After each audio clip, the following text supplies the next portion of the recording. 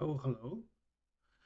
Hi, am I live? I'm not sure. I've never done a live stream before. I see there are four people in chat. So if you can see anything or hear anything, please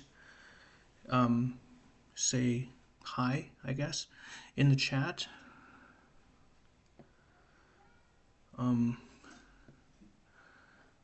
I'm not sure. Like, let me just check on my other device, see if everything is okay.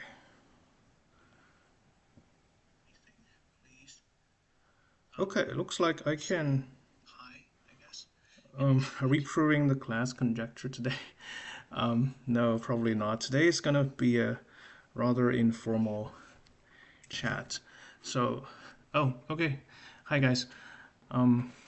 It's great to be live streaming.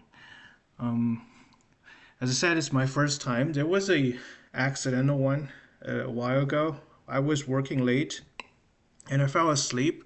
For some reason, I pressed the streaming button. It was an accident. All right, so if you've seen any of my posts, the idea is to have regular live stream of me reading, or more precisely working through some classic mathematical text.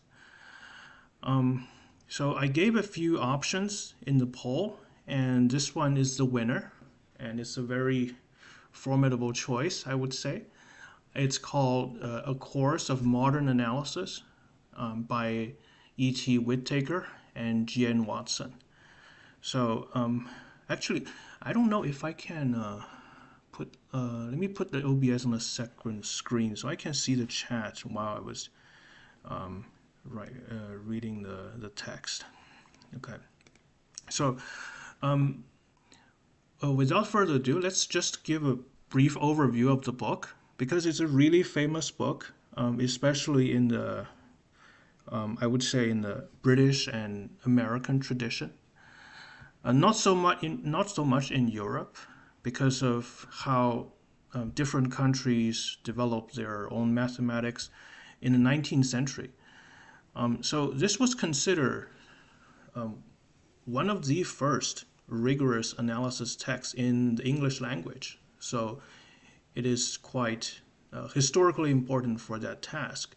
And I think it's a good opportunity to see how analysis or mathematics in general has evolved from back in the days. So this book was first published in 1902, over 100 years ago. So the first author, it was done by Whittaker alone, and I think Watson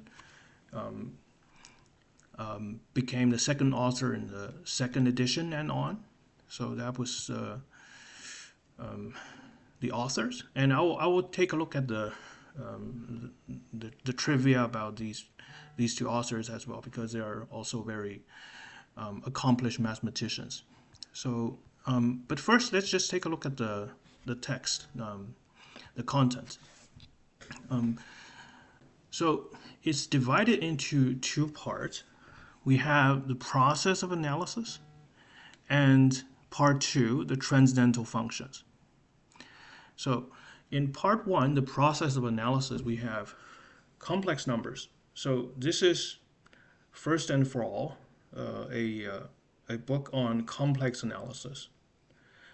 But it does not assume a background in real analysis. So this book, it was written at the time when complex analysis represent the pinnacle of research and analysis. And we're going to see the theory of convergence. If you've taken a calculus course, a rigorous calculus course, you must have seen the famous epsilon and delta definition of convergence, aka limit. So that's in there, I suppose, because I never read it seriously, okay?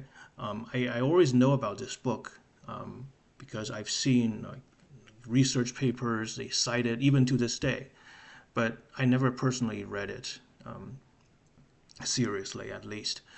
So in the third chapter, we have continuous functions and uniform convergence. So this is a rather, I would say, a challenging topic for elementary analysis is concerned. And chapter 4 is the theory of Riemann integration. So far, chapter 1 to 4, they're all standard topics, even today. And number 5, the fundamental properties of analytic functions. So analytic functions are of primary importance in complex analysis. So complex analysis can be largely renamed or alternatively called the theory of analytic function of one variable. But that's not a completely balanced point of view, because there's also a geometric aspect to complex analysis. So it's not just analytic functions, but it's a huge part. And we have Taylor's, Laurent, and Liouville's theorems. So Taylor's series and Laurent's series, these are the main, I would say, workhorses in complex variable theory. And Liouville's theorems. Okay, so these are, again, not so much standard for a calculus text, I would say, but definitely standard still for complex variables nowadays. Chapter 6, the theory of residues. So the theory of residues is a how do I put this? Is a major theorem in the theory of contour integrals, or the theory of complex integrations. And it is very powerful. It is, for example, in applied mathematics, a lot of integrals cannot be evaluated using real variables techniques alone. So the standard tricks for integrating functions in an elementary calculus course are rather limited. They're important, but they're rather limited. Residual theorems allows us to calculate some rather insane integrals. And there's actually tons of YouTube videos on already that shows like how do you evaluate crazy looking integrals using residues. And here it said have applications to the evaluation of definite integrals. Chapter 7, the expansion of functions in infinite series. Okay, I thought we already talked about series. Perhaps this is something else. It's not just Taylor-Laurent series anymore, maybe some general series. And we also have asymptotic expansions and summable series. So this is usually only considered a special topic in modern curriculum. So this is not a core topic anymore, at least in the vast majorities of university mathematics.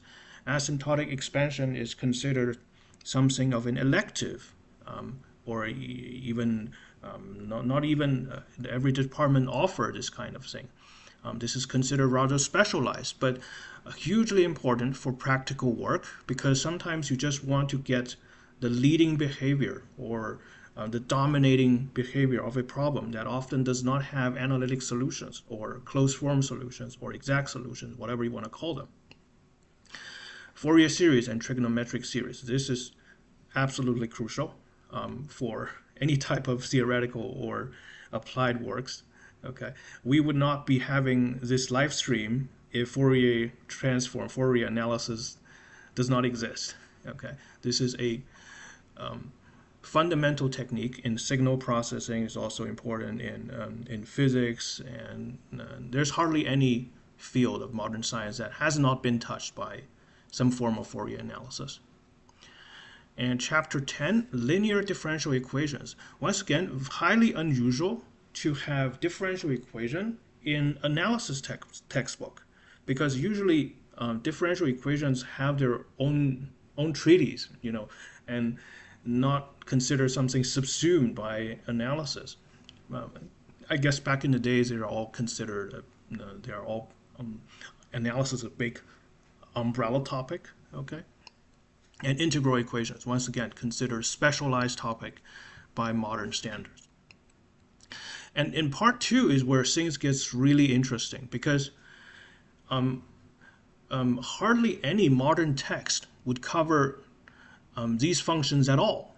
Okay, so for example, a modern text, which I cannot show because of copyright reason, is Rudin's analysis, Rudin's principle of mathematical analysis, aka Baby Rudin. There's also Papa Rudin and Grandpa Rudin. Okay, so these texts, they usually take a very abstract, highly axiomatic point of view and avoid discussions on these special functions, so to say.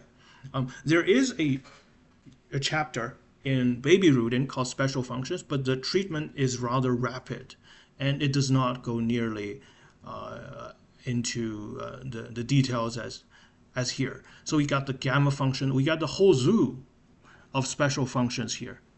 The gamma function, which is considered the most fundamental special functions, okay, transcendental functions, which are so the transcendental functions are anything, I would say, non-algebraic. That's the technical definition. So if a function does not satisfy an algebraic equation, then it's considered transcendental. For example, exponential and log, these are transcendental, right? But they're still considered elementary functions. So these are not only transcendental, but also non-elementary functions by consensus, I would say. Which function is considered transcendental? Sorry, which function is considered elementary, which one does not, is largely arbitrary, but mostly by convention.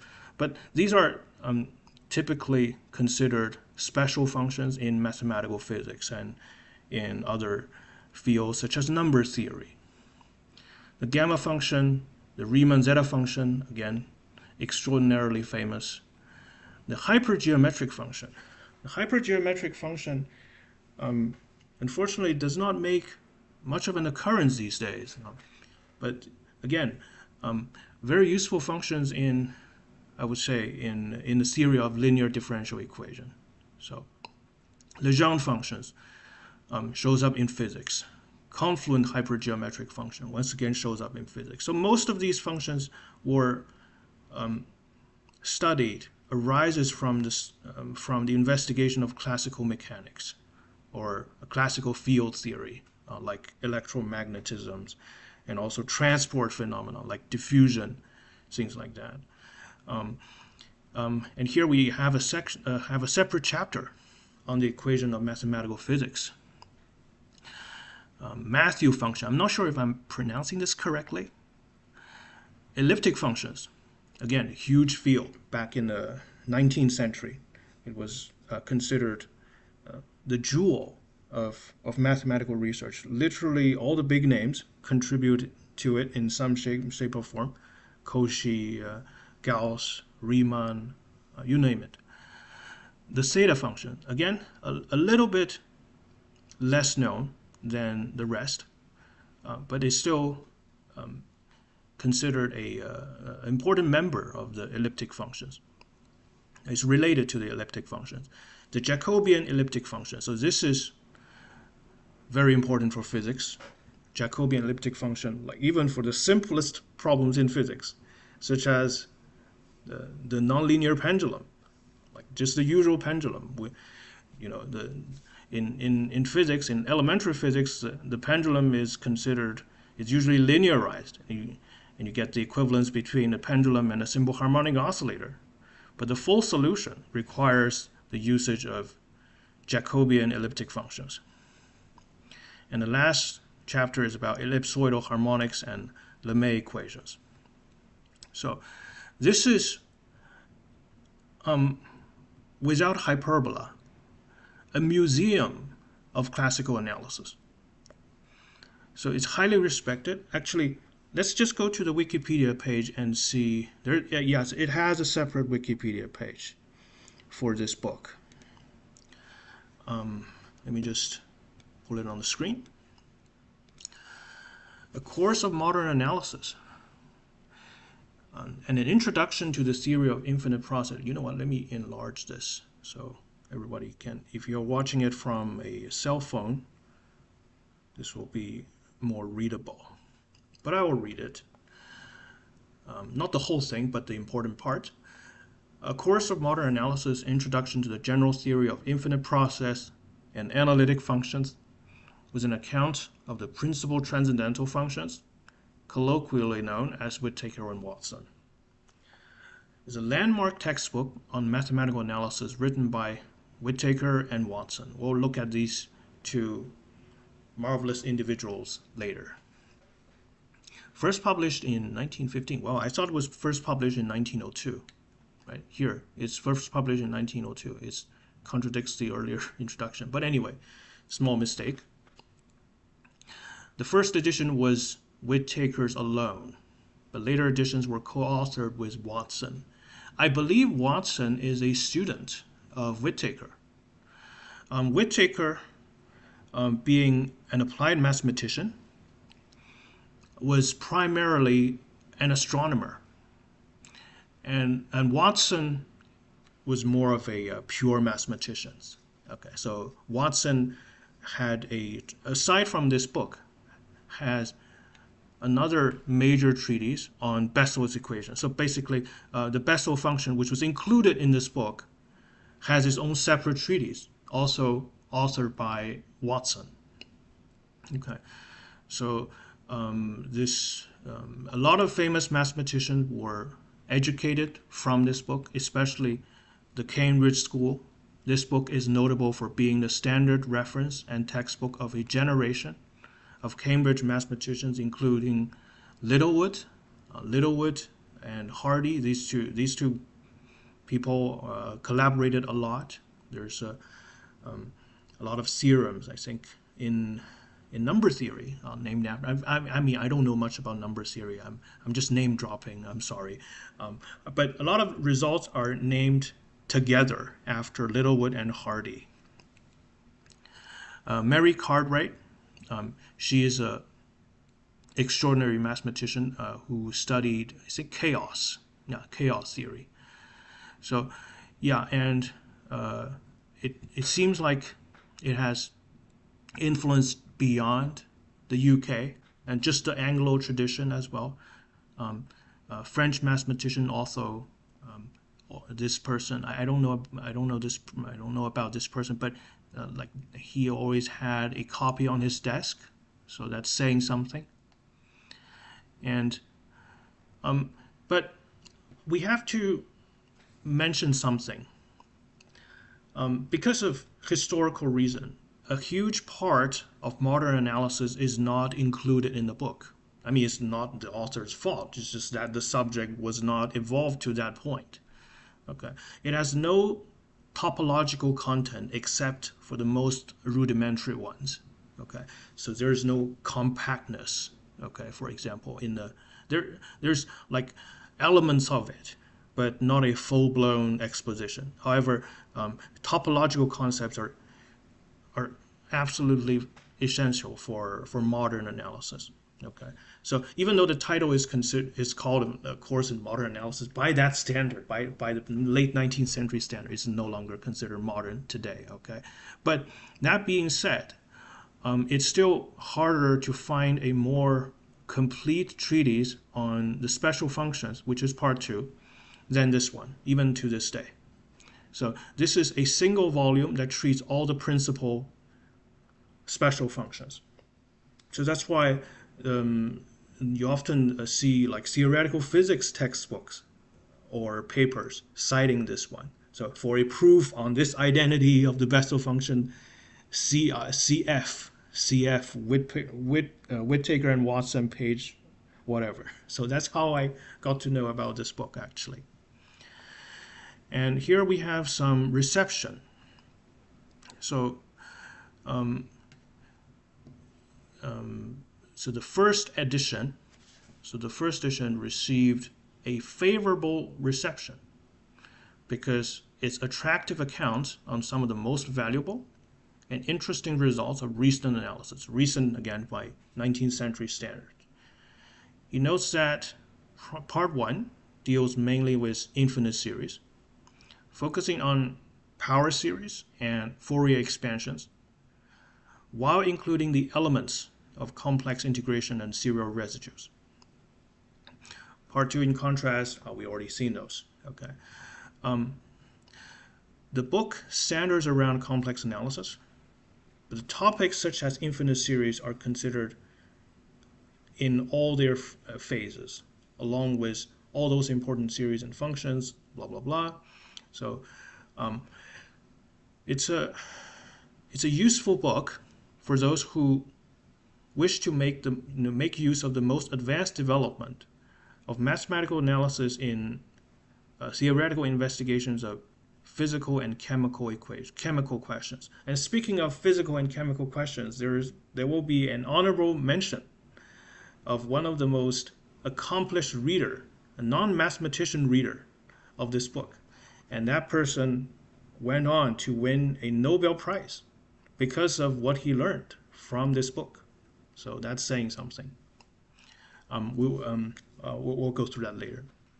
So in the review of this, in the third review of the first edition, it is noted that the book falls short of the rigor of the French, German, and Italian writers. So this is still not considered rigorous enough by German, French, and Italian standard.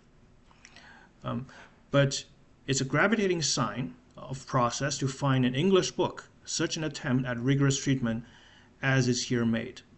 So if you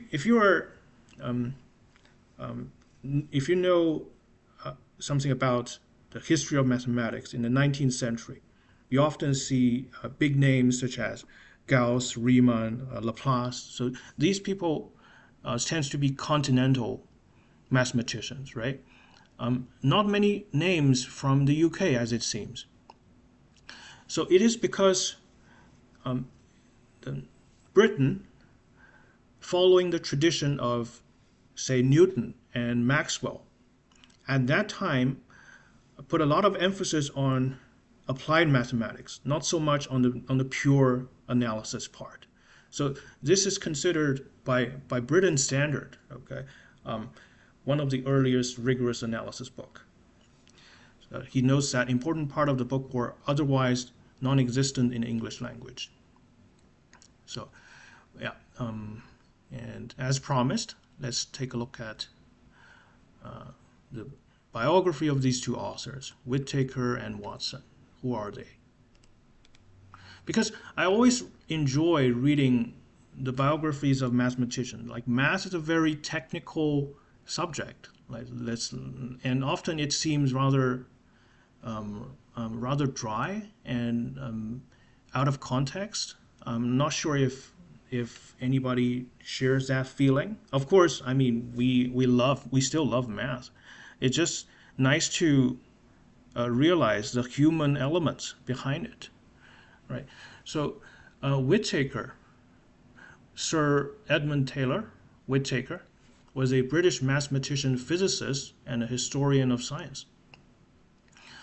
So yeah, he did a lot of work in applied mathematics, in mathematical physics, numerical analysis, including the serial special functions. Actually, I think there is a function that falls into the category of confluent hypergeometric functions that is named after Whittaker. He has a function that named after him. I mean, besides there's a few other things that named after him. Anyway, so he also contributed to astronomy, celestial mechanics, the history of physics, and digital signal processing. So, so two of his most famous books that are still relevant today. The one is the one that we just saw, The Course of Modern Analysis. The second is called The Analytical Dynamics of Particles and Rigid Bodies. So this is a book on classical mechanics, which, I mean, I also wanted to read at some point, which I think I can. It just didn't quite have the time to do that. So this is considered an advanced classical mechanics textbook. Okay, analytical dynamics and particle and rigid body. It covers things like the Lagrange formalism, the Hamiltonian formalism, I believe, and some advanced applications, such as the three-body problem. Okay, highly interesting book. So this is Sir Whittaker. Unfortunately, he got himself into a dispute with the rest of the scientific community about the relativity priority. It's called the relativity priority dispute, because in we usually consider, like the mainstream scientific community considered Whittaker, sorry, not Whittaker, but Einstein, as the founder of relativity, special relativity, and also general relativity. But Whittaker credited Poincaré, a famous French mathematician, and Lorentz with developing special relativity. And this is controversial, an opinion not shared by the majority of the scientific community. So if you know something about special relativity, you definitely know the fundamental role called Lorentz transform that plays in special relativity. But still, it is not usually Lorentz is not usually considered as the discoverer of special relativity, even though he derived the transformation. He just had a very different interpretation of the same mathematical formula. Okay. So yeah, he lived a long life, 82 years, which is good. So, and anything else I would like to mention? Okay, now let's take a look at Watson, G.N. Watson. So Watson was also English mathematician, obviously. So he had, he was a little bit older, a little bit younger than Whittaker. And I'm not sure if he is a student of Whittaker, maybe. Another famous book of him is the Treatise on the Theory of Bessel Functions, which contains massive collections of identities and tables of Bessel functions. So there's that. Pretty much summarizes all the known Bessel functions identities at the time, which are now, I think, codified in various computational software, such as MATLAB. Okay, and he also had a very famous result. I mean, famous in the mathematical community, a specialized community that does asymptotic, the asymptotic expansions called the Watson's lemma. So it has to do with the asymptotic behavior of Laplace transforms. Okay, so a very technical result, but still something else that is named after him, Watson. So I think now we have a fairly general idea about what this text is about. And I would like to discuss Poincaré goes to special relativity, but refuse it because it refuted the ether. Nice. I didn't know. Good to know. Thanks. Perfect, Jasmine. Thank you very much. All right. So I would like to discuss, actually, one thing I promised, but I didn't show. Let's search Nobel laureate, because I can't remember the name. I remember there is a chemist who benefited greatly from Whittaker and Watson. Can I find the list of laureate? Do you have chemistry?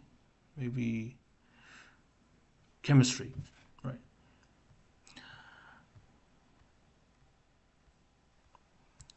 I only remember like a few letters from his last name, but I can't pronounce it. Yeah, it's here. It's Lars Onsager. So who is Lars Onsager? So he was a Norwegian American physical chemist and theoretical physicist. He was awarded the Nobel Prize in Chemistry because he found the solution to the two-dimension Ising model, which is a model in statistical mechanics in order to explain phenomena such as phase transition. The mathematics obviously was quite complex, and he solved it, and he got the Nobel Prize in chemistry for it. Okay, so and this is the trivia.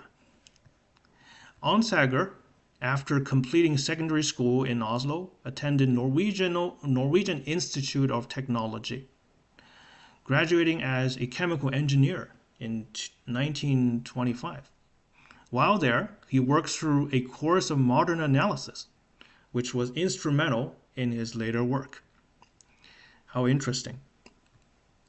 So what exactly did he learn from the book that was so important that got himself a Nobel Prize? Well, it's the part 2, the various transcendental functions, and in particular the various kinds of elliptic functions and modular forms, which is not included in the content list, but it's in the text. All right. So it was said somewhere down here. Did it say? Yeah. Exact solution of the 2D Ising model. The solution involved generalized quaternion algebra and the theory of elliptic functions, which he learned from a course of modern analysis. How amazing. Right. And there's something else which I found quite amusing about his career at the Yale University. It says, at Yale, Onsager had been hired as a postdoctoral fellow, but it was discovered that he never received a PhD. While he had submitted an outline of his work in reciprocal relations to the, I don't know what this is, it must be a technical thing, to NIT, they had decided it was too incomplete to qualify as a doctoral dissertation.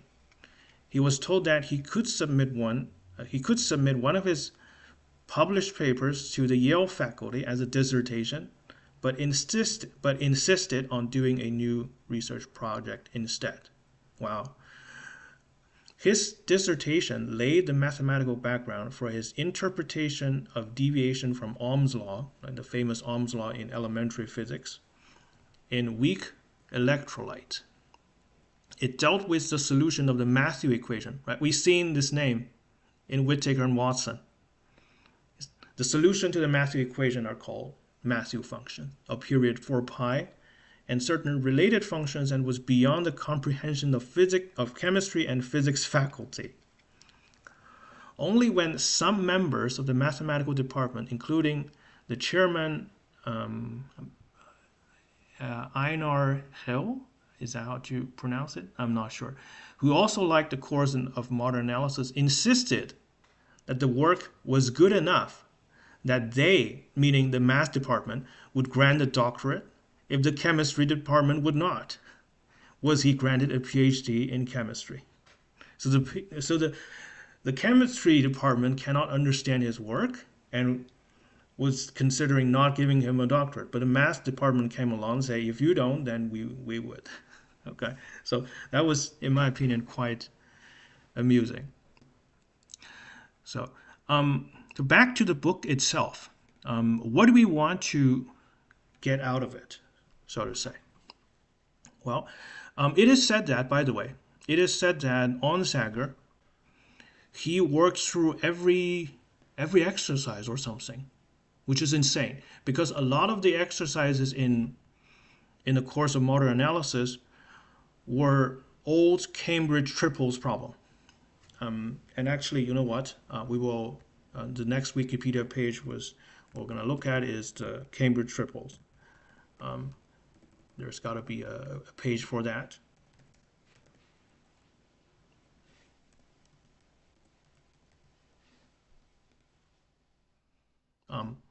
We'll see that later. But anyway, a lot of the exams are very, the questions are from triples exams during the 19th century, which were pretty insane. And he works through every single one of them. Our goal is going to be rather modest. We're not going to certainly do that, but we do hope to gain a fairly workable knowledge about these functions. Okay, but nevertheless, we will do the first part because I think the author would assume that you already mastered the first part before going to the part two, right? So we will take no shortcut when it comes to part one, aside from killing ourselves over the triples question. Okay, we will not stop the reading because we cannot solve some of them, or most of them, to be honest. Okay, so that's the main objective. So first, we would like to gain a historical perspective of how analysis has evolved. But the main objective is to get a working knowledge about these functions, because it is often said there is no better sources than this one. At least as far as a single source is concerned. I know there, of course, Bessel functions are treated in Watson's own separate treatise. As a single source is concerned, this book treats special functions exceedingly well. Okay. So that's about this book, which I would like to talk about. But later on, I also thought about something else because I don't want to present a biased view of mathematics. Okay, this is classical analysis at its finest, but we do want to make things a little bit more balanced and see a modern take on the same subject. There's going to be a lot of overlaps, but there's also going to be a quite different emphasis. So for that, my choices are rather limited because I can only, on YouTube, Livestream, I can only present things that are not under copyright. So Whittaker and Watson happens to be a classic that also fits that criteria. But for modern books, we have to be quite careful. But fortunately, I found one which I think is of equal, if not similar, caliber to this one. Okay, so and similar when it comes to prerequisites is concerned, because I don't want to go into something like a Folland. I mean, something equivalent to Folland. If you guys know Folland, it's a graduate text on analysis, but the prerequisites are too much. Okay, the prerequisites are too much. So I would like to keep things at a decent level, but with modest prerequisites. For Whittaker and Watson, 2 semester worth of calculus is enough. So prerequisites is not the biggest obstacle when it comes to reading this book. The biggest obstacle is the date. We have to get used to some antiquated language, some antiquated style, and also just a lot of patience. Because there was a textbook back then were a lot different than what is today. I don't want to go too deep into this, but the expectations on the reader were different. Okay, so this was written for a reader that were serious enough, that would constantly pause to reconstruct the argument, to work out the solutions, and not get desperate if he cannot solve it, right? So it has a certain assumption on the reader. Some may even call that elitist. We may have a topic on that in some other live stream, but I don't want to digress too much. So the main difficulty for reading this text is not about the prerequisites. It even introduces the complex numbers. Right? It doesn't even assume that, right? So the prerequisite for this book is rather modest, I would say. 2 semester worth of calculus is more than enough. What is really taxing on the reader is the patience and the time commitment, really. So this is that, and I wanted to present something else, which is a modern perspective. So let me just zoom and enhance this page.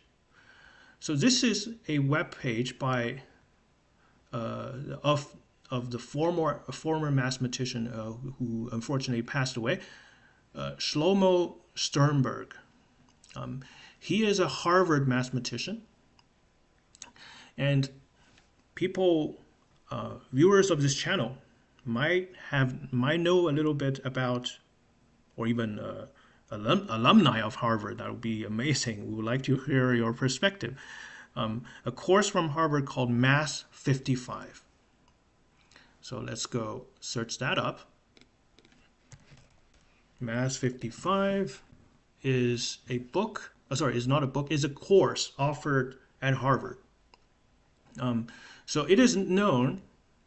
It has the reputation of the most difficult. I'm sorry, I can't stay right to the end. It's later for sure.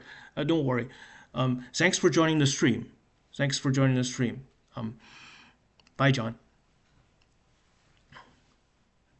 So, okay. Here we have the Math 55 Wikipedia page. It is often called the hardest math class in the whole world.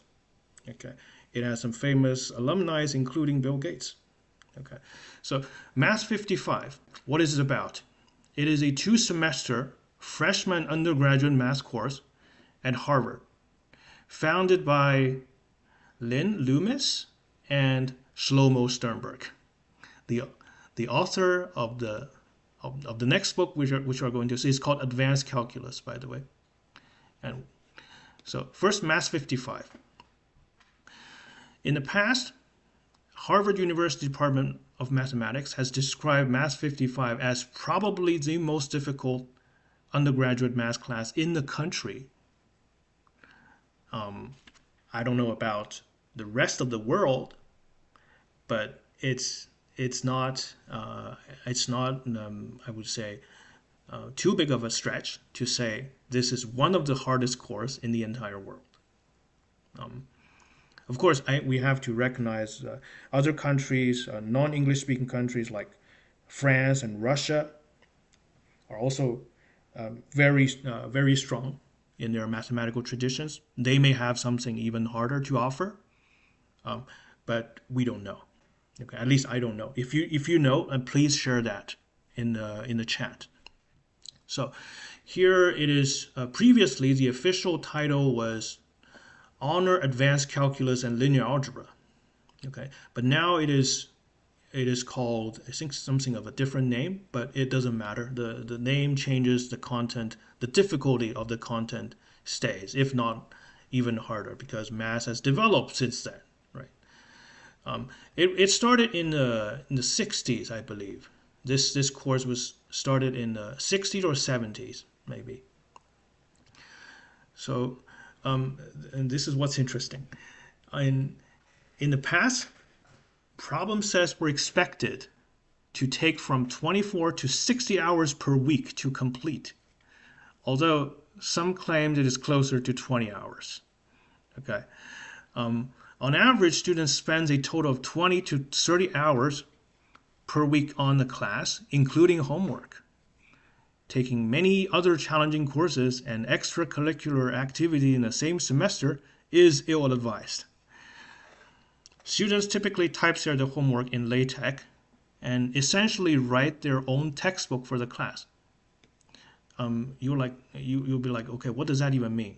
So this is actually a very good practice, I would say, that can be encouraged, although at a less intense level for all classes, I believe.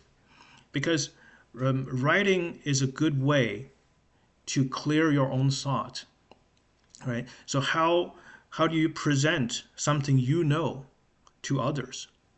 It encourages students to not just treat their own notebook as a reference for themselves, because it is an unfortunate fact that that students tend to throw away their textbook and notebooks after they finish the course because they don't see much point in keeping them, because you already finished the course and you're never going to use it again. Then what's the point of keeping it, right? So that's what's the common thinking. But if you're encouraged to write your own textbook, right, that can be a good way to preserve knowledge, in my opinion. And writing is a good way to it's an excellent way to clear your own thoughts. So anyway, and the course ends with a take-home final exam. All right, so that's Math 55. But you would think, okay, what does it have to do with the book that we're about to see? Well, here, course content. In short, Math 55 gives a survey of the entire undergraduate curriculum of mathematics. I mean, in vast majority of universities, okay, in just 2 semesters, and might even include graduate level topics. Okay, so these are the topics, and which we will come visit a bit later. But here, Loomis and Sternberg's textbook, Advanced Calculus, an abstract treatment of calculus in the setting of norm vector spaces and on differentiable manifolds, was based on the author's Math 55 syllabus from the 1960s. So there's that. So that's the book we were about to see. Okay, and let's take a look. So this is the one. And by the way, this is all in public domain, because here it says, hang on, let me go back. It says these books are licensed under a Creative Commons license, so don't demonetize me. Okay, this is public domain. Okay, anyway, the book is called Advanced Calculus, which is rather modest, a very modest title in my opinion. Okay, but definitely a treatment of analysis from a modern point of view, for sure. Okay. Once again, the can I maybe do I have that already downloaded? Yes, actually I have it here in my Adobe Reader. Let's read that. So this is a preface. You always read the preface before reading any math book, because most likely the author will tell you something about how do you use the book, like what is the expectation, and a few other advice. This webpage is a great resource. Thank you for sharing it. And you're welcome. You're welcome. Always glad to help. Anyway, so this is the preface. Okay, so let's see what does the authors expect from the reader. This book is based on an honor course in advanced calculus that we gave in the 1960s. The foundational material presented in the unstarred section of chapter 1 through 11 was normally covered.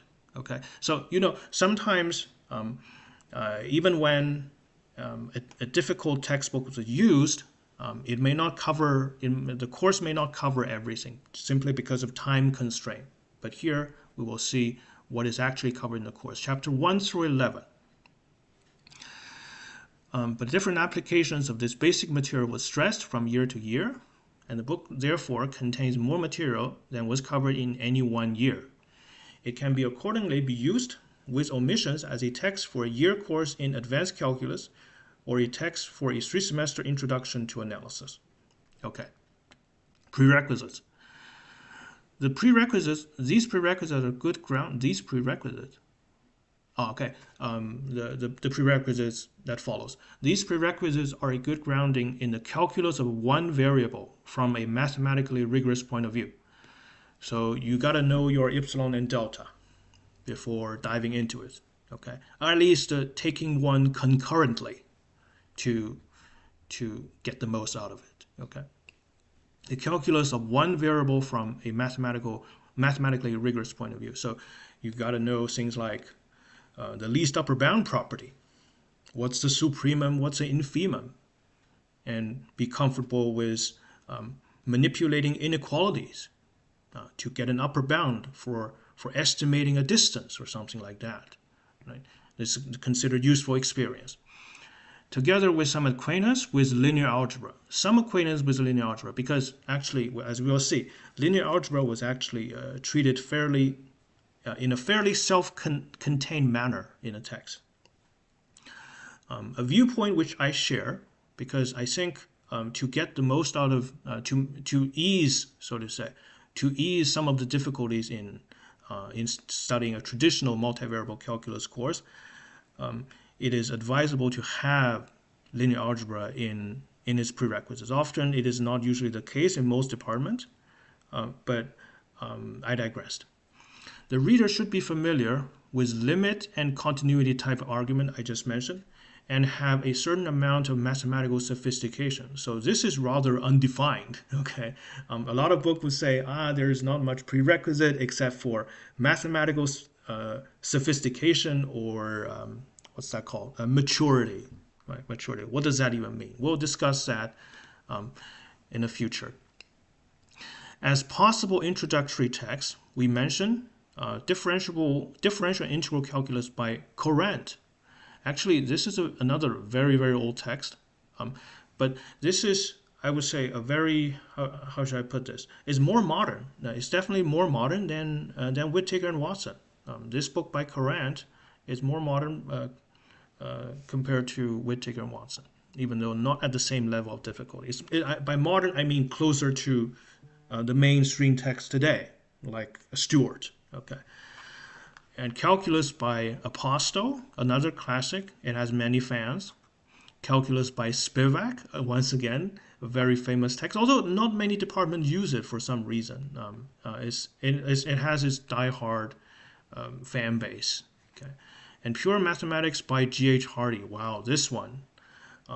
So Pure Mathematics is considered, I would say, like a similar difficulty to Whittaker and Watson, but more elementary. The reader should also have some experience with partial derivatives. Well, if you have already done calculus by Apostle, you should know partial derivatives, right? So this is already implied by the premise. Okay, the overall plan of the book divides roughly into the first half, which develops the calculus, principally the differential calculus, in the setting of normed vector spaces. Okay, so this is a technical jargon. What's a normed vector space? So for those who don't know, a vector space is the primary setting for linear algebra. It generalizes the notion of a Euclidean space. So in a vector space, in vector spaces, it makes sense to have, so vector spaces basically is a set consisting of elements which we call vectors, aka abstract vectors, among which you can define addition and scalar multiplications, which operates just like the usual geometric vectors in R3. Okay. However, many of the excessive properties in R3 or Rn were abstracted away. For example, you don't need a notion of an angle. You don't necessarily need a notion of an angle among vectors in a general vector space. Okay. You don't generally need the notion of a length. Okay. In the most bare bone, the most vanilla vector spaces. So the vector spaces on its own just requires addition and multiplication that works in the same way as vectors in R3s or R2 do. Okay. But on top of that, we can add extra structures on vector spaces. And one thing we can add is the notion of a norm. The notion of a norm is the generalization of length. Okay, so for geometric vectors, the length is self-evident, right? So we know what a length is.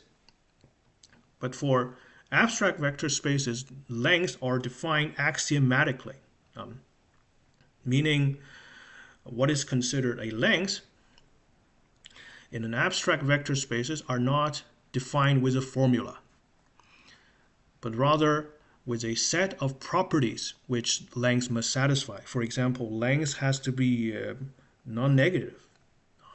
A zero vector has zero length, and vice versa. If you scale the vector by a factor, the length also scales accordingly. There's that sort of thing. So things like you would typically expect from length. And last but not least, triangle inequality. Okay, so these are the basic requirements for any general notion of length to be satisfied. And this is a primary setting for differential calculus, because differential calculus is about linear approximations. Right? At its core, differential calculus deals with linear approximation. So what do we need? Well, we need to perform linear operations, which naturally takes place in a vector space, right? And also there's the approximation part. How do we know whether a nonlinear function is close to a linear function? Well, for that we need a notion of a distance. But in vector spaces, distance is already induced. A metric is already induced by the notion of length. With a notion of length, you can already define distance. You get the notion of distance for free if you already have the length of norm. If you have the notion of norm, right? So that's why differential calculus is treated in the setting of norm vector spaces. Okay, and if I may add, it should be called Banach spaces, or complete norm vector spaces, meaning you can always take limits. Okay, you can always take limits. Things that should converge, they do converge in Banach spaces, not just norm vector spaces, but complete norm vector spaces. And the second half deals with calculus of differentiable manifolds. So this is only typically taught in a course on modern differential geometry. The topic of differentiable manifold is usually treated in a differential geometry course. So you can even think of this book as subsuming the differential geometry, the undergraduate differential geometry, which isn't unfair, because as it said in the Wikipedia, Mass 55 does cover most of the undergraduate curriculums in 2 semesters. So there you go. It's pretty intense. Okay, so these are the main subjects, but let's take a look at the content as usual. So once again, is there any other things we should watch out for? How do you read the book? Okay. Well, there's even things like the Lie derivative. Okay, my goodness. And it's called advanced calculus, which I think is very much an understatement. Okay. Anyway, and last, I always like to read the last paragraph where the author acknowledged the help from the people, and again, this is a famous name, Alphors. At least I can acknowledge. I'm pretty sure they're all, very accomplished people, but I can only recognize one, actually 2, Gleason as well. But I never read a book by Gleason, but Alphors. Alphors is the author of the famous complex analysis text, popular in North America. It's just called complex analysis, and it's considered the baby Rudin for complex variables.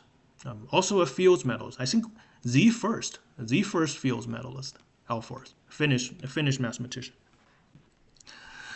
Okay. All right. So there we go. We have the content. As you can see, it starts from quite basic topics. Okay. Whittaker and Watson started from complex numbers, but here we start from sets. Okay, and logic. Okay. So we have introduction, chapter 0, which is more of a I would say, a chapter that sets out the standard notations used throughout the book rather than a systematic treatise, although it does have exercises that goes with it. So it can be seen as a rapid review for these fundamental topics. Logic, quantifiers, the logical connectives, and or imply, that sort of things. But I'm not sure what duality means in the context of logic or set theory, so to say. But anyway, but these are fairly standard topics that's usually taught in the first course on proofs. Okay, so in universities and colleges, one of the most common courses along calculus in first year is an introduction to abstract reasoning or something like that, introduction to mathematical reasoning or introduction to proofs, something along the way. And there, the basic notions, modern views on sets and functions and relations were introduced. Okay, so this is considered very standard by any first year mathematics. Okay, chapter 1, vector spaces. Okay, so this is the abstract linear algebra part. Vector spaces. We also have here we also have product spaces, which I think is the direct product rather than a tensor product. I don't think that's a tensor product. This notion hom VW, it just means the set of linear transformations from the vector space V to the vector space W. It's called hom because of homomorphism, a notion from abstract algebra that means structural preserving maps. Okay, homomorphism is the structural preserving maps between linear spaces. Okay, and affine subspace and quotient spaces. So these are usually only covered in an advanced linear algebra course. Direct sums. Oh wow. Okay, direct sums. Isn't direct sums and product spaces kind of similar? Maybe. Okay, well, we'll see. I could be wrong. Bilinearity. Finite dimensional vector spaces. So this is actually a book. If I'm not sure if anybody heard about it, but there's a famous book by Paul Holmes called Finite Dimensional Vector Spaces. Actually, Professor Holmes's book was considered the first text on linear algebra. I think it was published during World War II, or something like that. Back in the day, linear algebra was not standard university topic. Okay, but yeah, finite dimensional vector spaces is a direct generalization to n-dimensional Euclidean spaces. Without worrying about, here you can do things like linear combinations without worrying about convergence, because if you have an infinite dimensional vector spaces like the set of continuous functions, right, when you do linear combinations in those spaces, you often end up having an infinite sum. But when it comes to infinite sums, the notion of convergence has to be introduced to make it meaningful. Here you can take linear combinations and discuss linear independence without worrying about infinite summation. And here, these are all very standard topics. Okay, basis, dimension, the dual space. Maybe dual space is considered advanced. The set of linear functionals on vector spaces. Matrices, trace and determinants, matrix computation, the diagonalization of quadratic form. Wow, this is even considered optional topic. Wow, I would consider this as to be a rather standard and fairly used even among non-mathematicians. The diagonalization of quadratic form. For example, like quadratic form is crucial for. Oops, sorry. What did I just click? Okay. Anyway, quadratic forms are used in statistics and physics. Even the most elementary parts of physics and statistics uses quadratic form, right? Like a variance is a quadratic form. You know, you got to know those things to do statistics, right? And diagonalization is pretty common in those settings. So I don't know why this is considered advanced. Okay. Anyway, here we have the differential calculus proper. So everything before is considered background. Okay, differential calculus proper. We have norms, continuity, equivalent norms, infinitesimals. Okay, so these are standard topic. Maybe not infinitesimal. This is like a standard, non-standard analysis thing. Infinitesimal, but we'll see. Here we also have the implicit function theorem, which is a big theorem in differential calculus, submanifold and Lagrange multipliers. Okay, so this is about constraint optimization. Functional dependence. Not sure what that means. Uniform continuity and function valued mappings. So this is more specialized. The calculus of variations. Huge topic. I think here is only briefly introduced, I guess. Second differential and the classification of critical points, the Taylor formula. Oh wow, Taylor formula. Once again, Taylor formula is considered starred. What happened? Oops, I clicked something again. It's actually linked. It didn't show. There's no link in the content, but it actually is clickable. The link is clickable. The content is clickable. All right, now I know. I have to be careful about what I click. Chapter 4, compactness and completeness. And this is what I mean by what's missing in Whittaker and Watson. This is a thoroughly modern notion, but absolutely fundamental in analysis. Compactness and completeness. Here, what do we have here? We have some pretty advanced topic, including a first look at Banach algebra. The contraction mapping theorem. I made a video about it.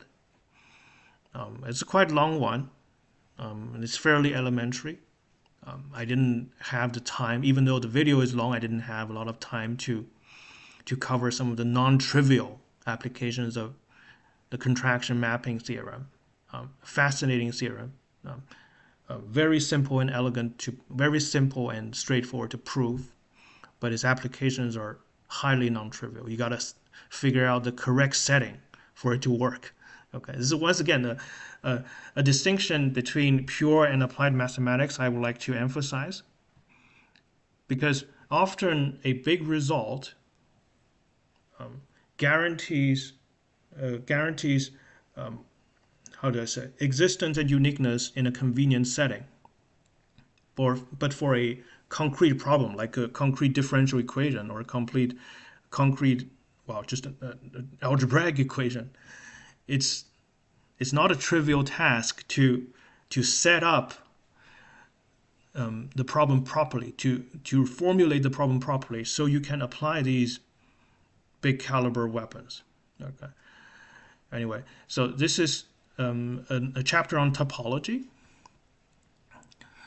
perhaps metric topology, not topology in its full general form. Okay. And chapter 5, scalar product space. So this is most commonly called inner product spaces in linear algebra. So this can be considered as a direct sequel to chapter 2.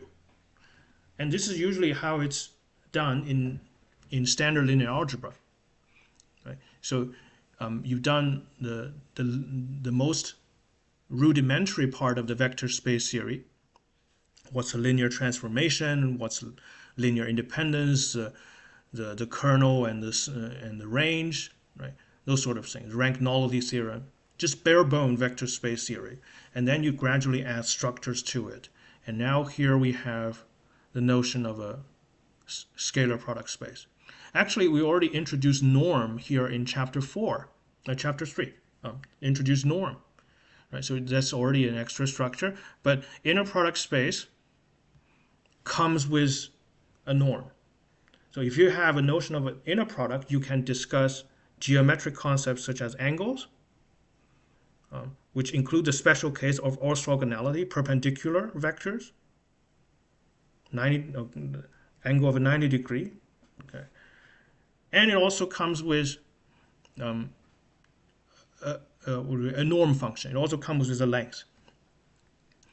So these are vector spaces include all the norm spaces. Norm spaces include all the scalar product spaces.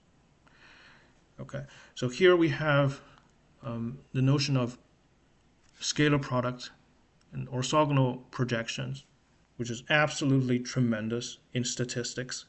Orthogonal projections is I would say over 50% of the classical statistics. So many things are subsumed by it. Linear regression, the conditional expectation, what's that?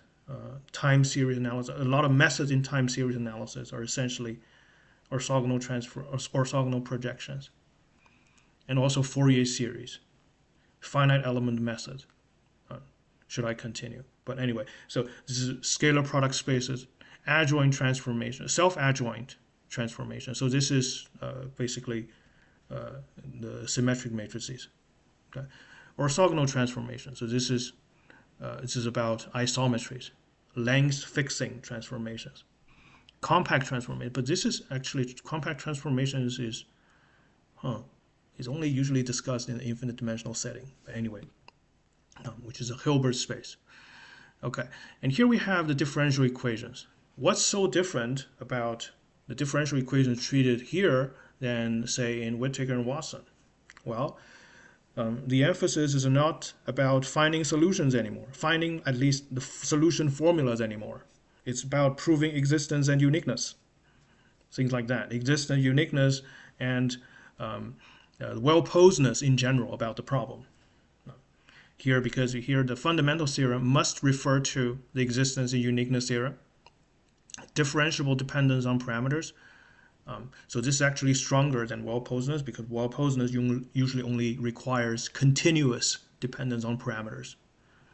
Okay, it means if you change your initial conditions or the parameters in the differential equation slightly, because in reality there is no perfect measurements, right? If you change that by a little bit, does the solution go haywire? Right? Does it go far off the physical phenomenon we aim to, to study? So this is important. This is not just some mathematical curiosity. The linear equation, okay, the nth order linear differential equation, solving inhomogeneous equations. So I think these are rather standard topics in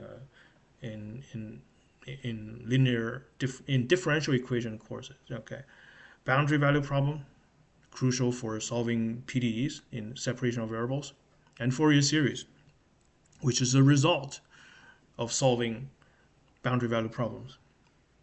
Okay, and now things takes a rather dramatic turn and goes into the, I would say, the realm of abstract algebra and differential geometry. So here we have the multilinear functionals. So this is tensor analysis in modern form. You will not see a lot of indices. There's no discussion about covariant and contravariant tensors here. Okay, it's all in a modern language called multilinear algebra. So here, the basics of tensor algebra is introduced. Okay, including the exterior algebra. The exterior algebra is for handling things like dx dy. Okay, dx dy equals to minus dy dx. When we do double integral, for example, in ordinary calculus, in basic calculus, that's what we call the area element, without actually giving much of an explanation of what they actually mean. Right? They're intuitive, and it's useful to model things with them. But what they really are, they are explained by exterior algebra. Anyway, here next we have the theory of integration. I'm not sure this is Riemann or Lebesgue integration. Okay, but they each have their own advantage and disadvantage. Okay, it's a common cliche that Lebesgue is better, but it had its own difficulties. Although it can be overcome with some other means. Like for example, Riemann integration can be easily generalized to vector valued function, because it's very natural in physics to ask about what is the net force experienced by a body. The net force, if the body is a continuum, then the net force is an integral, right? Is an integral. But in Lebesgue theory, the usual setting is real valued functions. Right? So Lebesgue theory handles functions with abstract domain, but real codomain exceptionally well. But if the codomain is a vector space or something else, it's not entirely straightforward. How would you do Lebesgue integration in there? Like in statistics, we also talk about the mean vector, because in statistics, in probability theory and statistics, a random variable may be vector value. You want to talk about the average of that, right? But if the codomain in the integration theory is only R, then how do you get around that? It can be get around, but in an indirect way. It's called the Rees representation theorem, or a duality argument. You can associate a mean vector to a linear functional. That's a rather indirect way, right? So then the Riemann integration and Lebesgue integrals are both useful and convenient in different settings. It's not necessary that one theory is superior to another. It depends on your objectives. Right? So anyway, I digressed here, but it seems like we have some rather standard topic, like the change of variable formula. And the Fourier transform is considered as a problem set. Well, that's pretty insane. The Fourier transform is essentially left as an exercise to the reader. Okay, but well, this is Math 55. What do you expect, right? Differentiable manifold. Here we are entering differential geometry proper. Atlases. The atlases. Well, the terminology actually comes from cartography. You want to use patches of subsets of Rn to correspond to different portions of a curved space. Right? That's essentially an atlas, a book of maps to describe a curved surface, a generalized curved surface in high-dimensional space.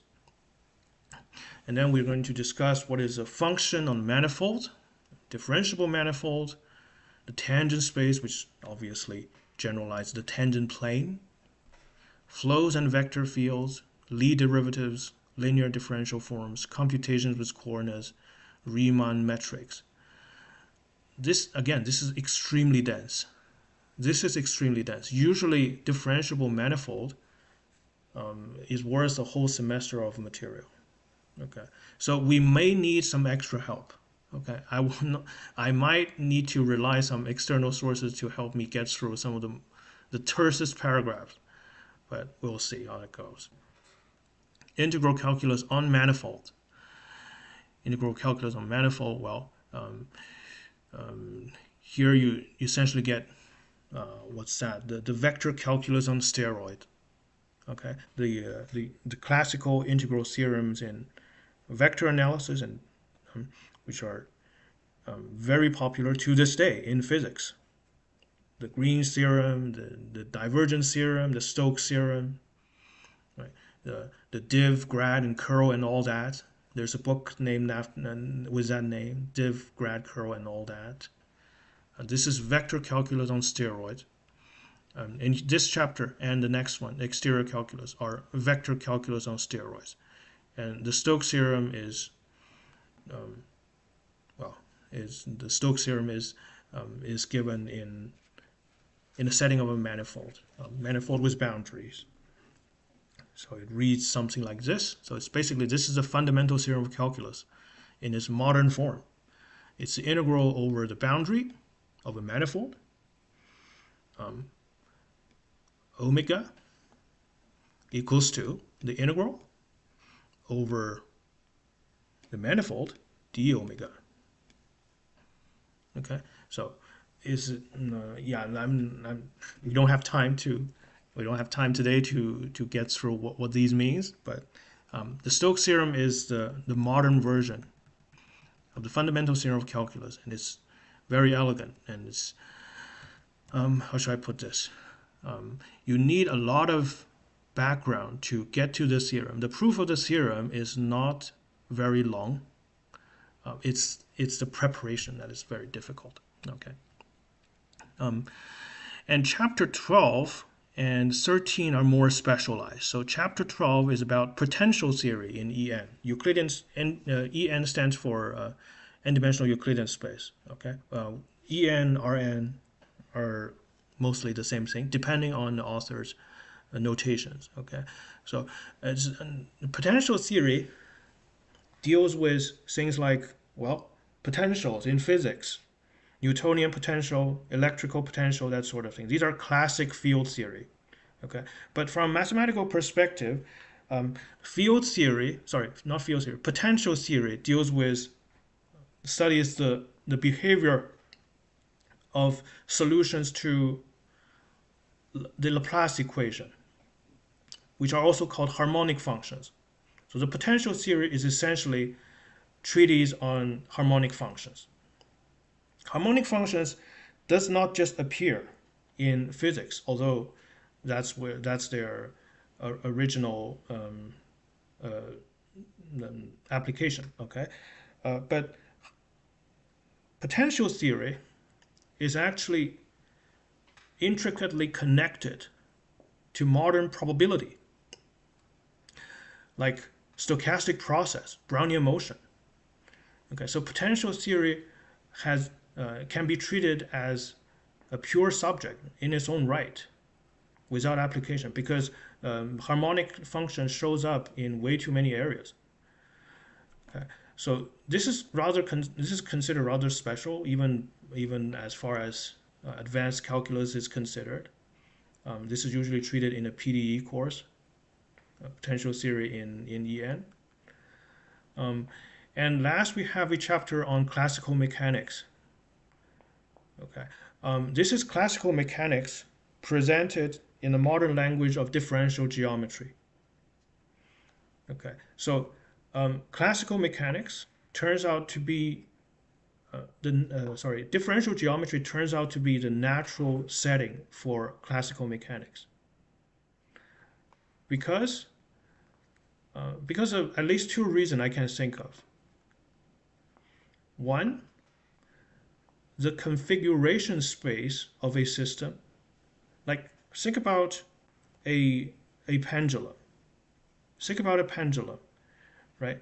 The pendulum, in its most standard depiction, looks like this. It's a movement in the plane, right? But it is constrained. The length of the pendulum is fixed, so it can be parameterized just by the angle, right? So it can just by the angle. The angle, theta, can be seen as a coordinate on the manifold. Of course, if you make things more complicated, like two angle, so theta belongs to the one-dimensional sphere, S1. Theta belongs to S1, or it's actually theta parameterizes S1. That's more appropriate. S1 is its own standalone object, right? S1, the unit sphere on the plane. right? So theta is a coordinate for that plane. So the theta is a coordinate for that circle, the manifold. If you add another pendulum attached to it, the double pendulum, the famous chaotic double pendulum, you need two angles, theta and phi, or theta 1, theta 2. So the configuration becomes a product space, S1 times S1. This is a torus. This is a torus, a donut. Okay. So manifolds describes the constraint of the system naturally. So basically, the evolution of a double pendulum, so to say, is a trajectory on the torus. The time evolution of the double pendulum corresponds to a trajectory on the curved surface, which is a torus. And it's better to treat the torus intrinsically rather than treat the torus as something embedded in the 3 space, because that's irrelevant information. And there's something else also. It's because of symmetry and conserved quantities in classical mechanics. Like, for example, let's go back to pendulum. It is well known that the energy is conserved. Or actually, you know what? Let's do even something simpler, the harmonic oscillator. The harmonic oscillator, it has a conserved quantity, which is the total energy. So in the phase space, the momentum and position space, the conserved quantity manifests as an ellipse in the phase space with an orientation. So as x decreases, the momentum increases, so it should be clockwise. I hope I'm not making a mistake. The larger the momentum, yes, the smaller at the equilibrium position, the speed is the highest. So yeah, this is correct picture. So even though you only have a one-dimensional, so to say, configuration space, because x alone is suffice to describe the position, but to figure out the physical state of the system, you need two variables, position and momentum. But it cannot move in an arbitrary way in a two-dimensional plane. It has to follow one of the ellipses because of energy conservation. And this is the manifold. So even in some of the simplest problems, manifold emerges in classical mechanics. Right? So that's why the modern study of mechanics is steeped in the language of differential geometry. Right? So now again we see the fruits of mathematics. Okay, so I hope I'm not boring anybody, everybody. I guess. I mean, some of the understanding might not even be very accurate.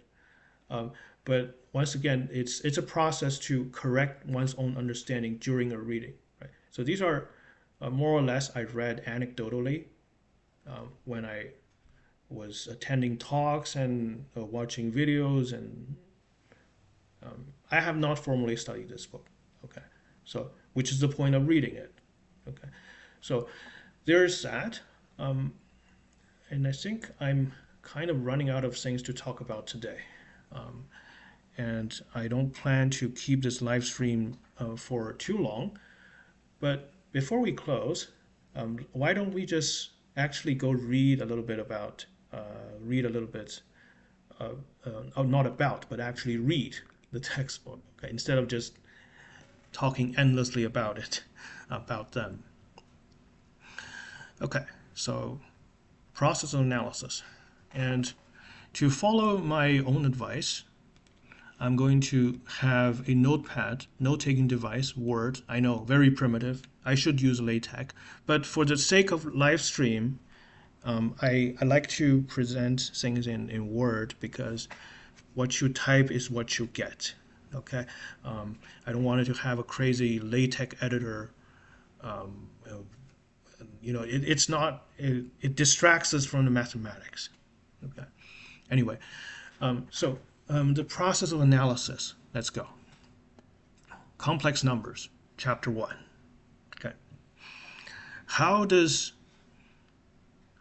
were complex number treated in the early part of the 20th century?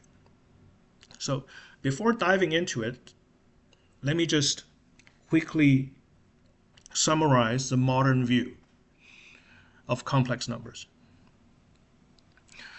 So the complex numbers, from modern point of view, is a field. A field is an algebraic structure that allows us to do the usual 4 arithmetic operations: adding, subtracting, multiplying, and dividing. The usual elementary school operations. It's called a field. It contains the reals as a subfield. The complex field contains the real as a subfield.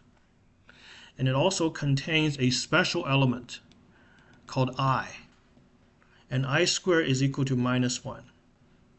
And the -1 is understood as the additive inverse of the multiplicative inverse. So 1 on its own is the multiplicative inverse, a multiplicative identity. My goodness, I was talking gibberish. -1 is the additive inverse of the multiplicative identity. Multiplicative identity is denoted as 1 in any field. Okay? In a complex field, it's also denoted as 1. And the minus sign indicates the additive identity. Okay. So complex number is a field. It contains a real as a subfield and also has this special element I. I squared equals to -1. Okay. But here, let's see how complex numbers are treated here. A rational number, section 1.1, rational numbers. The idea of a set of numbers is derived in the first instance from the consideration of the set of positive integral numbers or positive integers. Make sense? That is to say, the numbers 1, 2, 3, 4, and so on. Positive integers have many properties, which will be found in the treatise of the theory of integral numbers. Is that a book? It's all capitalized.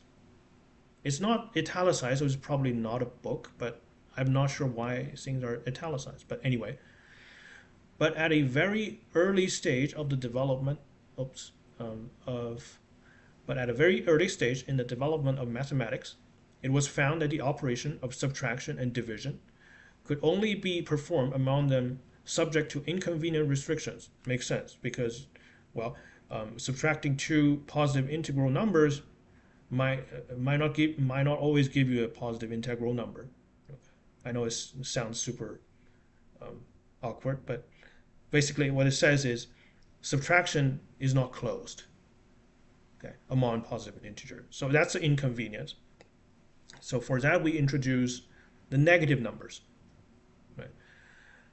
And to do division, well, because the ratio of 2 integers isn't always an integer, right? So we introduce fractions, and together they're called rational numbers, right? And consequently, in elementary arithmetic, classes of numbers are constructed such that the operation of subtraction and division can always be performed among them. That's the main motivation for introducing the modern structure called field. Anyway, to obtain a class of numbers among which the operation of subtraction can be performed without restraint, we construct a class of integers, which consists of the class of positive integers and the class of negative integers and the number 0. Okay. This is considered, I would say, it's okay, of course. It's considered very rigorous by 19th century.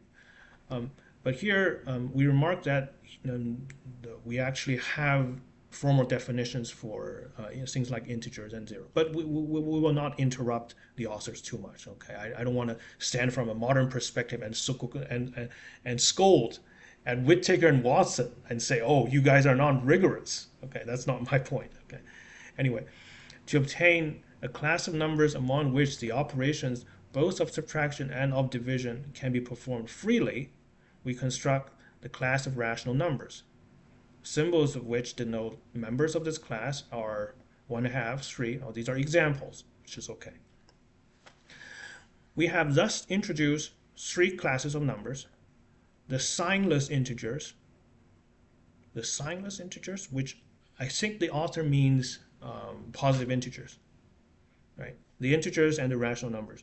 Great stream so far. Thank you very much. It's my first stream. I'm very nervous actually. Thanks a lot for the encouragement. Appreciate it. I'll definitely do this on a regular basis. It's not part of the scheme of this work to discuss the construction of a class of integers. Ah, they know. I'm just being arrogant. Okay. Ah, you didn't construct it. Okay. My bad. So it did warn the reader that constructions of the integers and the logical foundations of the theory of rational numbers is something that's not to be taken for granted, okay? But it's just simply not the main focus of the work. Okay. Oh, what is this for? What is this smaller font? It didn't seem to be a footnote, no? Anyway, I think we missed a few footnotes.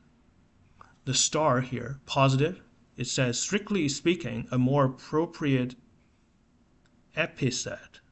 I never seen this word. Let's learn that. Let's learn some English as well. I mean, I will learn some English because English is not my first language. So epithet would be positive but signless. Huh. Okay. But I don't think anybody uses the word signless, at least not in mainstream mathematics nowadays. Okay. So anyway, let's look at that word. Epithet.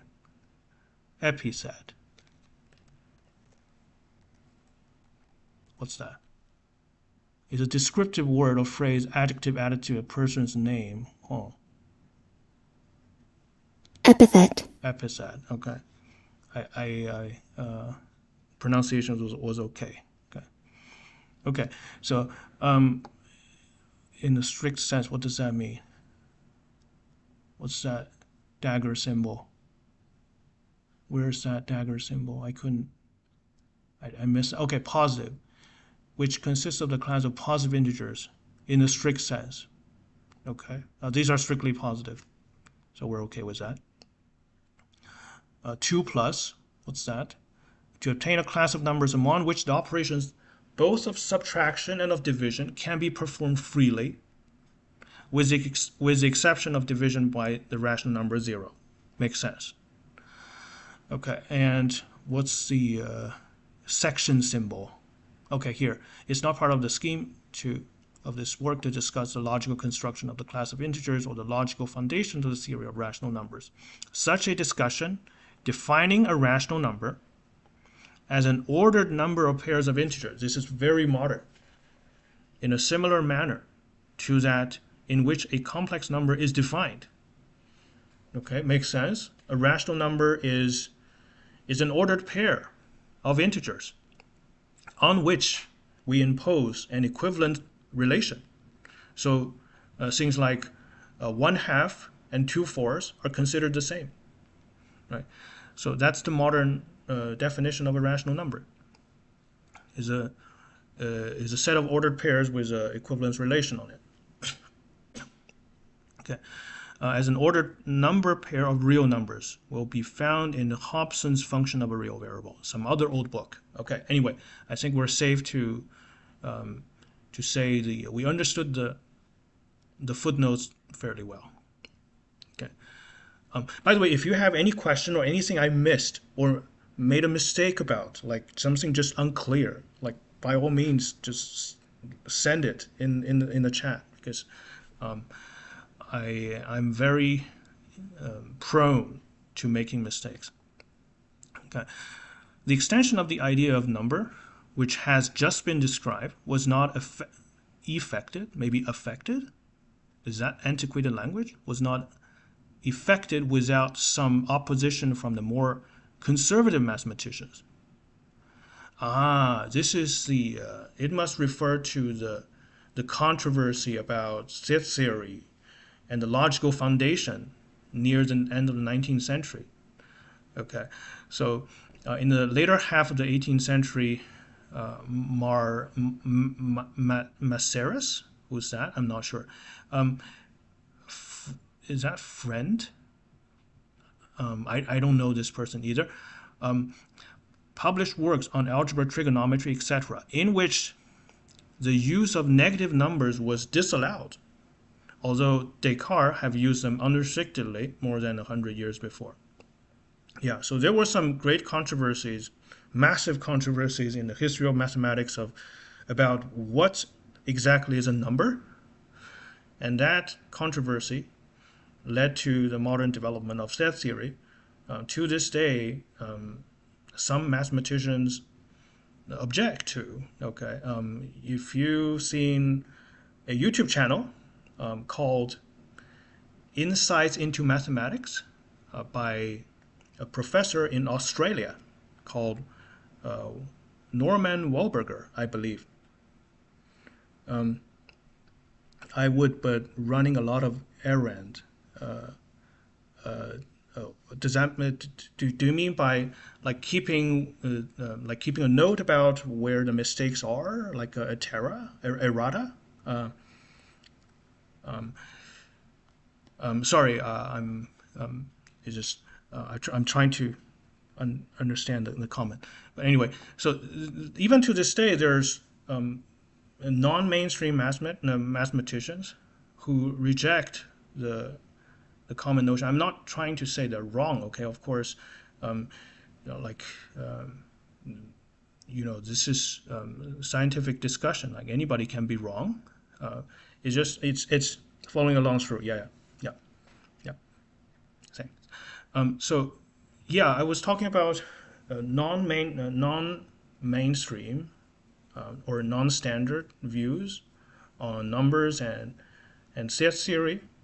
There is a channel, active one, on YouTube called Insight into Mathematics, run by a professor named Norman Wahlberger, who rejects the idea of real numbers, okay, rather vehemently, okay. And you're very welcome to check out their own perspective. And I think he himself wrote a book about rational trigonometry. So he used squared lengths instead of lengths, so to avoid things like the square root of 2. Right. So that's so this is not just an antiquated idea that is completely washed out. Even to this day, there are people who insist on this view, which are also brilliant mathematicians in their own rights. I didn't study them extensively, to be honest, but it's always valuable to have. It's healthy to have scientific disagreements. But anyway, let's stick to mainstream mathematics. A rational number x may be represented to the eye. Okay, that's a weird way to say things in the following manner. If on a straight line we take an origin O and a fixed segment OP, OP1. Okay, let's draw a diagram here. Okay, so let's say you have a straight line, and the origin is O, OP1. I assume P1 be on the right of O, that's correct. We can measure from O a length OPX such that the ratio, okay, OP1 is fixed, so that's like the unit length. And this is a unit. And we also have another point, X, right? So this is px. OPX over OP1 is equal to x. That's what it says. The point px is taken on the right or left of O as the number x is positive or negative of O, okay? So you can have OPX being negative. It's not just a length, okay? It's a directed, you can think of it as a direct line segment, okay? We may regard either the point px or the displacement OPX, which will be written as OPX bar. The displacement, I think the displacement can be negative, right? As representing the number x. So this is the geometric representation of the real line. Actually, a rational. This is the set of Q in using modern notation. This is Q. Because Q is dense. Q is dense. You can use a line to mentally just represent it, right? Q is dense. Meaning for every A, B in Q, A less than B implies there exists C in Q such that A is less than C and is less than B. And the proof is rather trivial because you can just pick C to be the average of A and B, which shows the existence of C. So Q is dense, therefore we can represent all the rationals on a line, right? But the main problem with Q is that not every point on the line can be represented by a member of Q, like so, which prompts the notion of a real number. All the rational numbers can thus be represented by point on the line, but the converse is not true. For if we measure off the line of a length OQ equal to the diagonal of a square, which OP1 is one side, right? That's the square root of 2, so we can draw that as well. OQ, sorry, here. Let's draw the OQ. Suppose this is OQ. Equal length to OP1 to get a square. We get a square, and we can form the diagonal like so, right? And you just take that diagonal as a radius to draw a circle, which will intersect the line, geometrically speaking, even though here we labeled it as Q, so technically there is no intersection, right? But visually there seems to be one, and that point is not represented by a rational number, right? The famous proof on a square root of 2 being irrational. But anyway, let's go back to the text. It can be proved that Q does not correspond to any rational number. This is a classic proof, and I think it might be worthwhile for me to do it here. For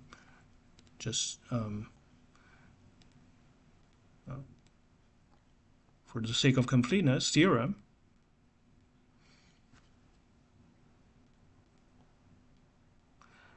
There does not exist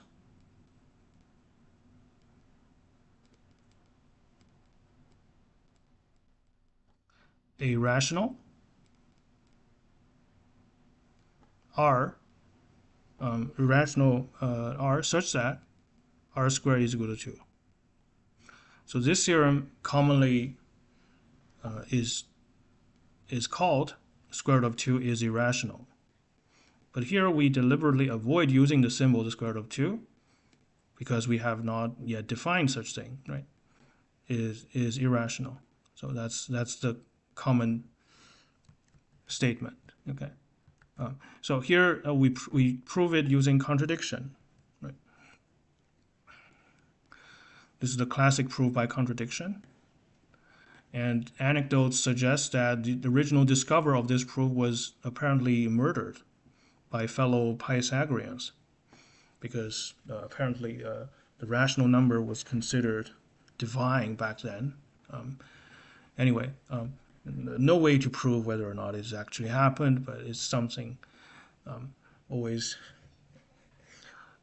worth mentioning as a when we do this proof. Okay, so assume for a contradiction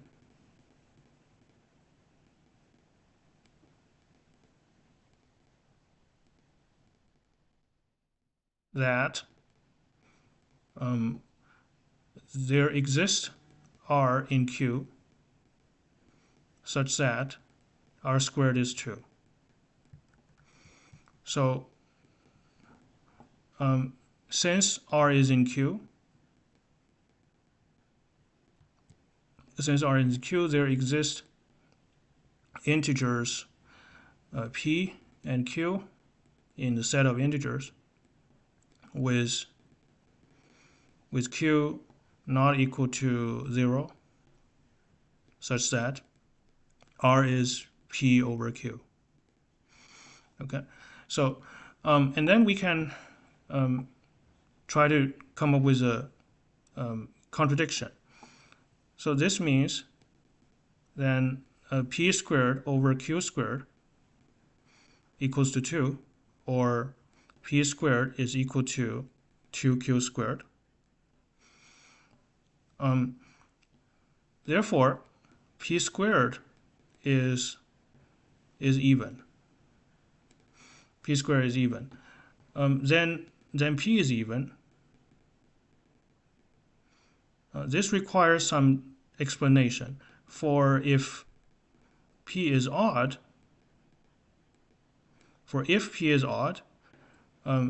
P is equal to 2k plus 1 for some integer k.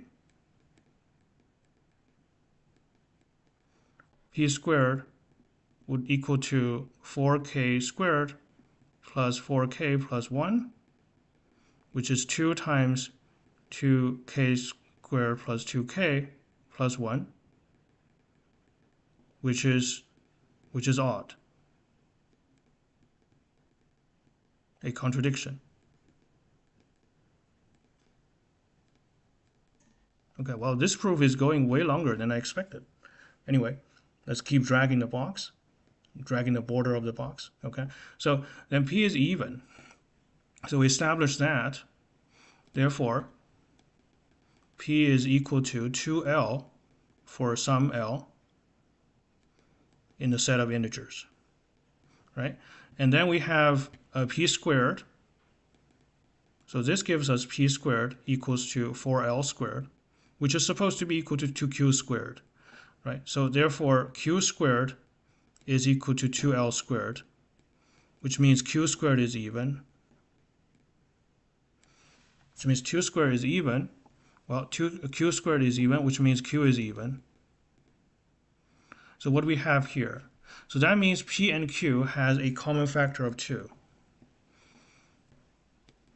Therefore, P and Q has a common factor of 2.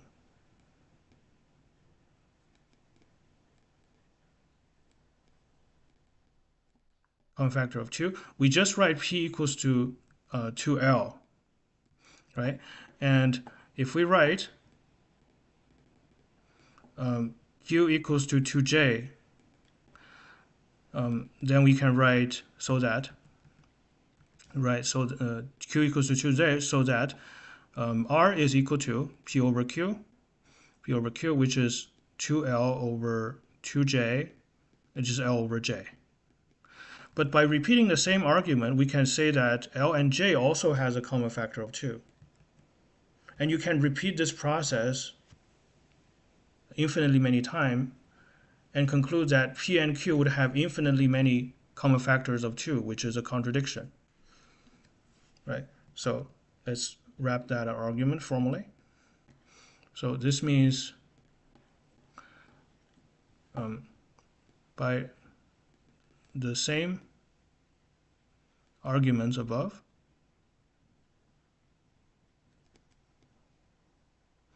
please tell me if my handwriting is eligible, or should I type instead of write?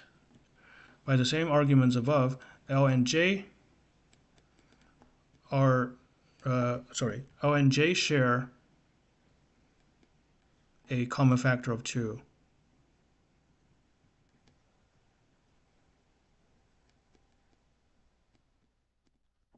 Right. So repeat the analysis ad infinitum. I'm not even sure if this phrase is used again, but we are reading Whittaker and Watson, so I think we can use this. Repeat the analysis ad infinitum. We conclude that the original two integers, p and q, share infinitely many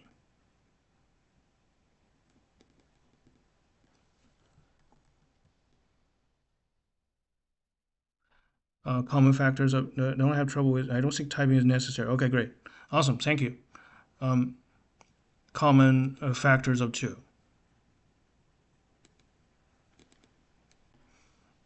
Which is impossible for integers, right? That's a contradiction.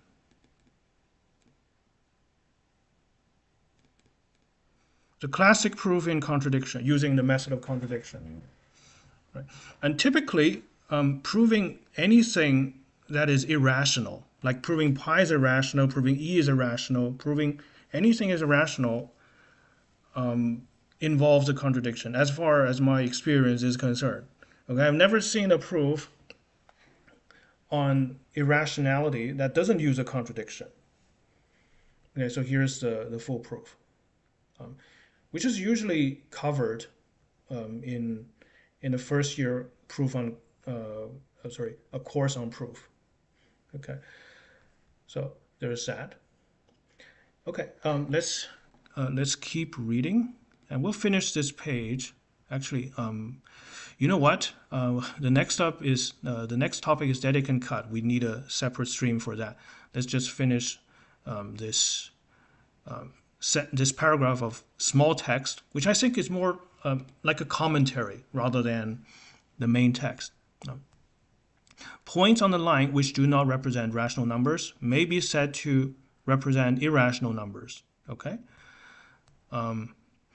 Thus, the point Q is said to represent the irrational number, the square root of 2, 1.41, 4213, and so on. But while such an explanation of the existence of irrational numbers satisfied the mathematicians of the 18th century, and may still be sufficient for those whose interest lies in the application of mathematics rather than the logical upbuild of the theory, yet from the logical standpoint it is improper to introduce geometric intuitions to supply the deficiency of arithmetical argument.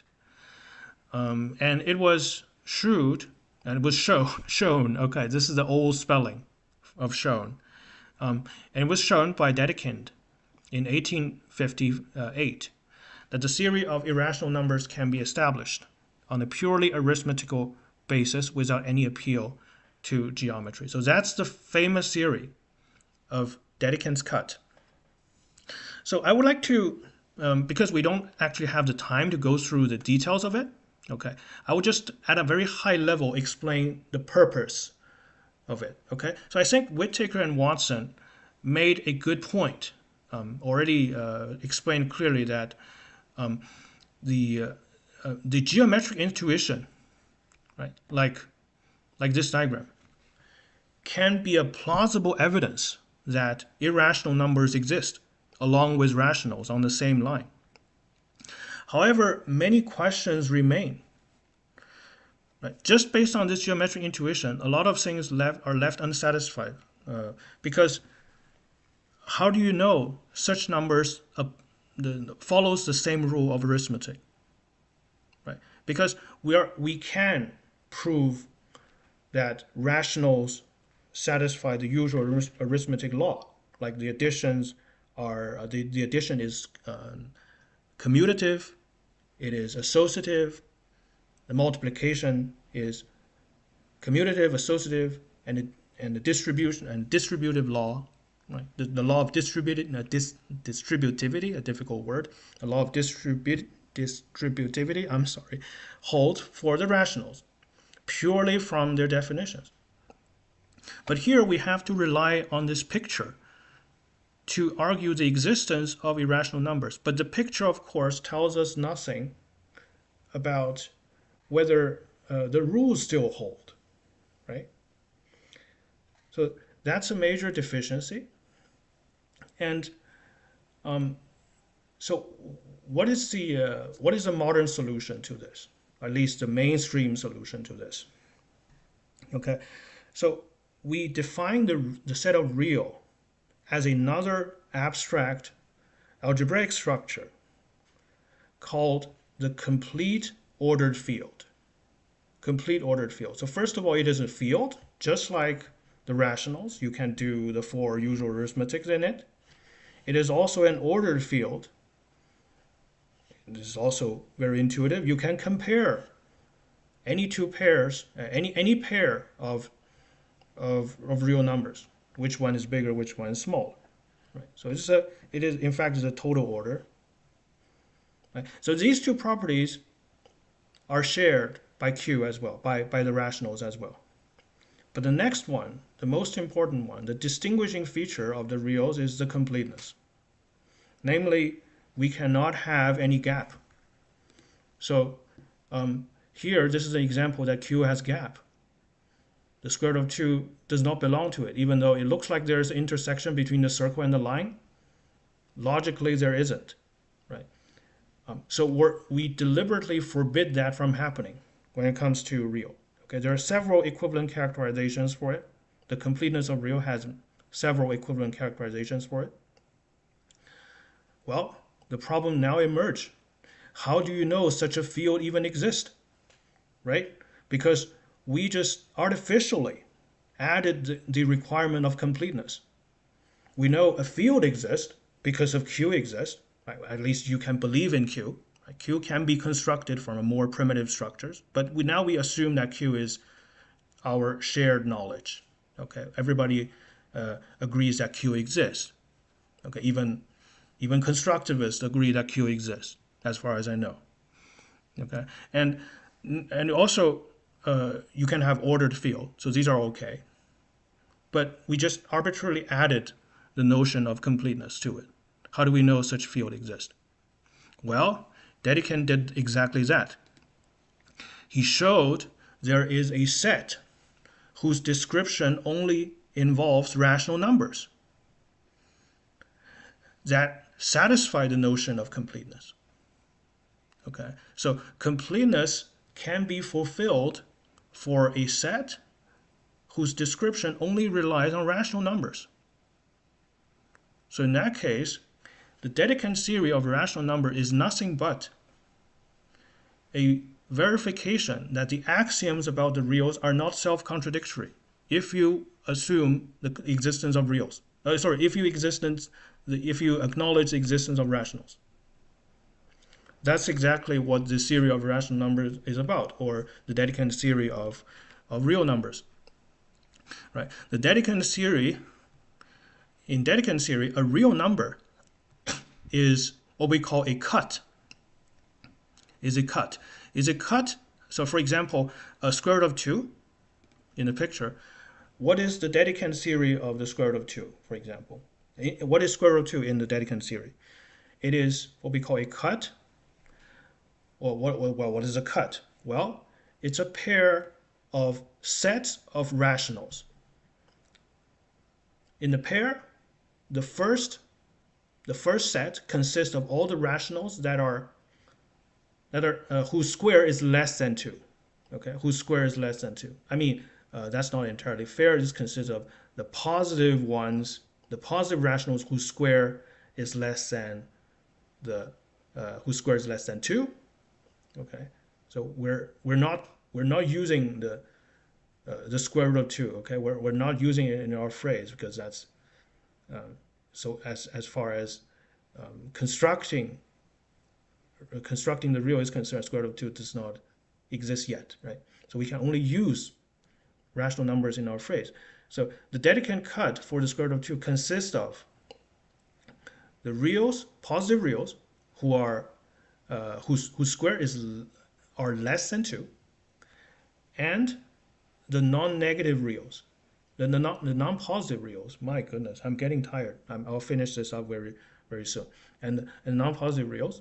So basically, all the rationals to the left of this intersection, right? And what's the other half? Well, as you might have guessed, these are the rationals to the right of the intersection. So that's just one real number in the theory of Dedekind. Okay. Now, of course, this sounds ridiculous. We don't usually think of a real number as an ordered pair of sets of rationals, right? But that's not the point, right? In reality, no mathematicians would think of real that way when they're calculating an integral. Nobody does that. All this does, as I mentioned, is to solidify the axioms of the reals. Okay, to show that we're not discussing some non-existent set. Such set exists, and once that's settled, you can simply work with the axioms. And of course, this is not the only construction. In the book, it only presents Dedekind's theory, like in Baby Rudin.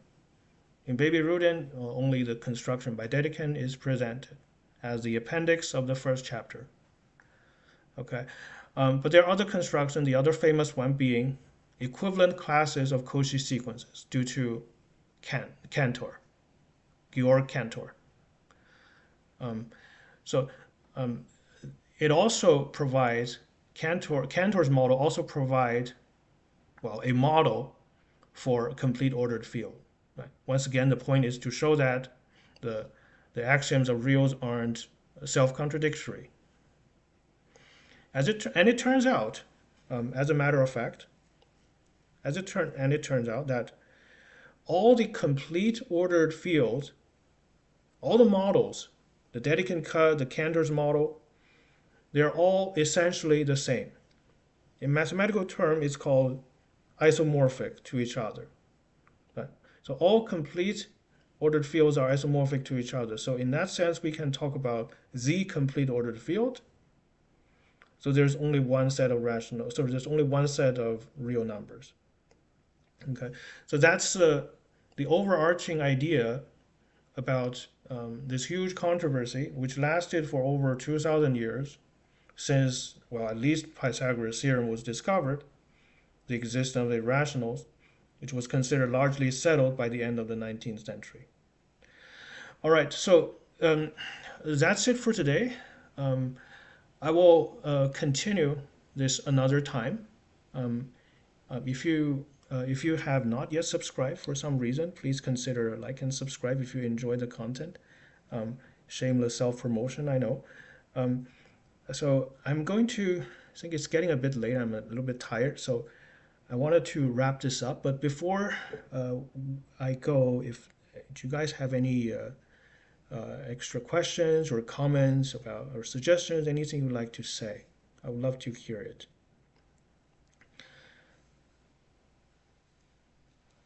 Okay. If not, thank you very much for joining the stream. It's a pleasure, and I think it was a wonderful time that I had, and hopefully you guys had a wonderful time. And keep doing mathematics, and hope you have a nice evening or whatever day, morning or afternoon. Just have a nice day, and I'll see you next time. Okay?